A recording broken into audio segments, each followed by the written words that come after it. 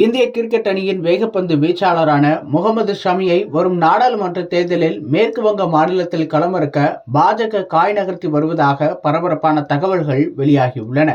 இந்திய கிரிக்கெட் அணியின் முக்கிய வேகப்பந்து வீச்சாளராக இருப்பவர் முகமது ஷமி. சமீபத்தில் நடந்து முடிந்த 50 ஓவர் உலகக்கோப்பை கிரிக்கெட் போட்டியில் முகமது ஷமி அசத்தினார். மொத்தம் அவர் 24 விக்கெட்டுகளை வீழ்த்தியிருந்தார். அதோடு உலகக்கோப்பை கிரிக்கெட்டில் அதிக விக்கெட் வீழ்த்தியவர்கள் பட்டியலில் முகமது ஷமி முதலிடம் பிடித்தார்.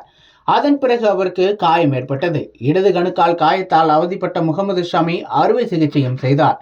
தற்போது அவர் ஓய்வில் இருக்கிறார். முகமது ஷமி விரைவில் பூரண குணமடைந்து இந்திய கிரிக்கெட் அணிக்கு திரும்ப வேண்டும் என ரசிகர்கள் வாழ்த்தி வருகின்றனர். இந்நிலையில்தான் முகமது ஷமி பாஜக சார்பில் வரும் நாடாளுமன்ற தேர்தலில் போட்டியிட உள்ளதாக கூறப்படுகிறது. அதாவது முகமது ஷமியை வரும் நாடாளுமன்ற தேர்தலில் மேற்கு வங்க மாநிலத்தில் களமிறக்க பாஜக ஆலோசனை செய்து வருவதாக கூறப்படுகிறது. முகமது ஷமியின் சொந்த மாநிலம் உத்தரப்பிரதேசமாகும். ஆனாலும் கூட அவர் ரஞ்சி போட்டியில் மேற்கு வங்காளத்தை பிரதிநிதித்துவப்படுத்தும் பெங்கால் அணிக்காக தொடர்ந்து விளையாடி வருகிறார். மேலும் அந்த மாநிலத்தின் உள்ளூர் போட்டிகளிலும் அவர் பங்கேற்று வருகிறார். இதனால் முகமது ஷமிக்கு மேற்கு வங்க மாநிலத்தில் நல்ல செல்வாக்கு இருக்கிறது.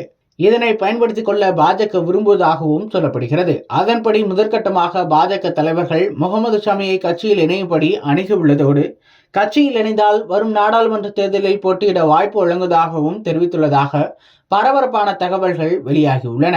ஆனால் முகமது ஷமி தற்போதைய சூழலில் எந்த முடிவையும் எடுக்கவில்லை. அதே வேளையில் மேற்கு வங்க மாநிலத்தில் வேட்பாளராக முகமது ஷமியை நிறுத்துவது பற்றி பாஜக தலைவர்கள் விவாதித்துள்ளனர். அப்போது அனைத்து தலைவர்களும் ஒருமனதாக முகமது ஷமியை கட்சிக்கு அழைத்து வரும்படி கூறியுள்ளனர். அதன் பிறகு மேலிடத்தின் ஒப்புதலுடன் முக்கிய தலைவர் முகமது ஷமியை அணுகியுள்ளதாகவும் தகவல்கள் வெளியாகியுள்ளன.